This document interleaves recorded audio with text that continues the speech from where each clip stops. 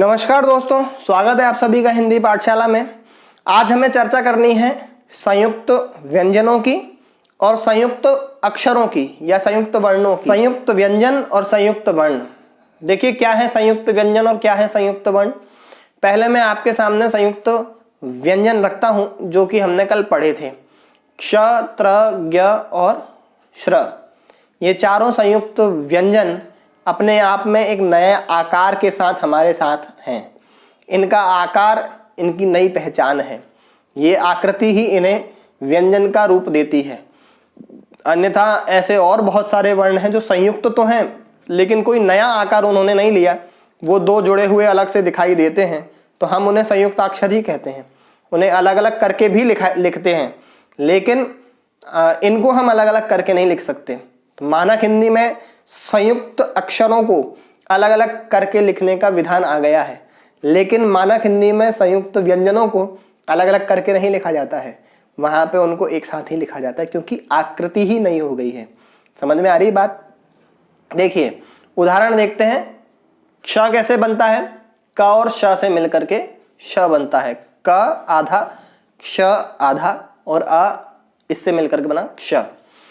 त आधा, र आधा और आ इससे मिलकर के बना त्र।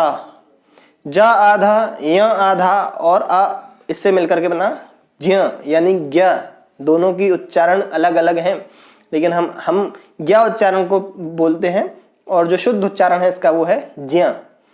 ऐसे ही श आधा, र आधा और आ वो मिलकर के बना श्र। लेकिन ये तो संयुक्त व्यंजन थे। अब आप उदाहरण देखिए संयुक्ताक्षर के कि ह आधा, य आधा और आ पूरा, इसके साथ बनता है य। तो हा में य आपको अलग से दिखाई देता है। हा बना होता है, य होता है। आप देख सकते हैं, आपको दिख रहा होगा। ऐसे ही ह आधा, व आधा और आ व, ये पुरानी भाषाओं में इनका प्रयोग किया जाता था। व, य, है ना, बाह्य। तो बाह्य में ह में य है। ऐसे ही व में ह में व है। ऐसे ही क आधा, र आधा और आ क्र। फ आधा, र आधा और आ फ्र। च आधा, र आधा, नहीं ये वाला नहीं, द आधा, र आधा, आ द आधा, र आधा और आ द्र। ऐसे ही प आधा, र आधा और आ प्र। इस तरीके से अनेकों वर्ण संयुक्त होकर के हमारे सामने आएंगे लेकिन हम इनकी पहचान स्वतंत्र रूप से उसी वर्ण में कर सकते हैं। जैसे दा के नीचे व अलग दिखाई देता है, द अलग दिखाई देता है। पा के नीचे र अलग दिखाई देता है, प अलग दिखाई देता है। हम य में ह अलग दिखाई देता है, य अलग दिखाई देता है।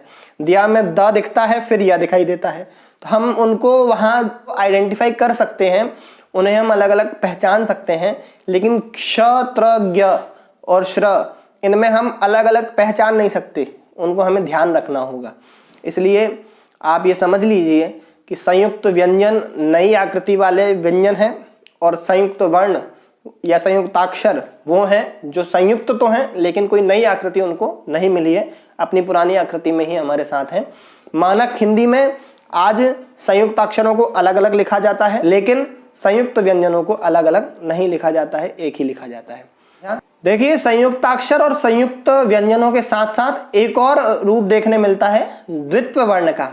जैसे पक्का, खट्टा, सच्चा, बच्चा, इसमें दो वर्ण एक साथ बार बार आ रहे हैं, है ना। पक्का में क आधा फिर का पूरा, खट्टा में टा आधा फिर टा पूरा, सच्चा में चा आधा फिर चा पूरा, है ना। ऐसे ही उज्ज्वल, ज दो आधे, या उत्तेजना, ता आधा फिर ता पूरा।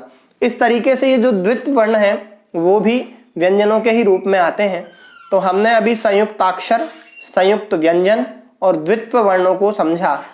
आगे हम अनुस्वार और अनुनासिक को समझेंगे और उसमें क्या अंतर होते हैं, कैसे उसको पहचानें, कैसे उसका प्रयोग करते हैं, वो सभी देखेंगे। तब तक के लिए जय हिंद, जय भारत।